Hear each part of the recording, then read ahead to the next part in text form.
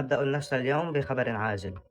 بعد أن قامت المملكة العربية السعودية بقصف تل أبيب بالصواريخ، وبعد اقتحام الدبابات السورية وقصف إسرائيل من الجهة الشرقية، وعبور الجيش المصري من معبر رفح بكامل عتاده نصرة لأهالينا في غزة، وبعد العمليات المشتركة والإنذار المظلي التي قام بهما كل من الجيش العراقي والأردني داخل مستوطنات العدو، وبعد إرسال تركيا لأربع فرق مشاة التي دخلت فلسطين من الجهة السورية، وبعدما أغلقت البحرية المغربية ممر جبل طارق أمام البوارج وحاملات الطائرات الأمريكية القادمة لمساندة إسرائيل وإغراقها جميعا، وبعدما أسفرت الغارات المشتركة بالقضاء على الآلاف من جنود الاحتلال وأسر عدد كبير منهم، ونزول المستوطنين إلى الملاجئ وهروب نتنياهو وبنت عبر طائرة خاصة إلى أمريكا، امتلأت ساحات المسجد الأقصى بالشباب العربي الزاحف من لبنان وغزة والضفة.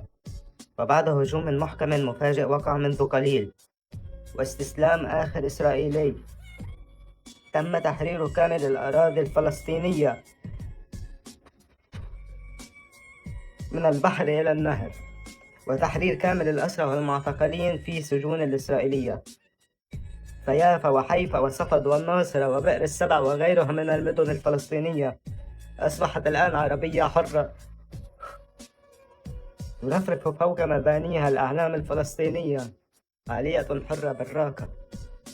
وخرجت الجماهير العربية الغفيرة تحتفل في الشوارع وسط صيحات التكبير والتهليل لنصر طال انتظاره لسنوات وسنوات، ولكن أخيرا قد تحقق الوعد.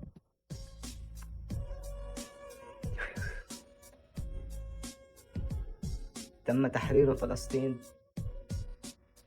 تم تحرير فلسطين.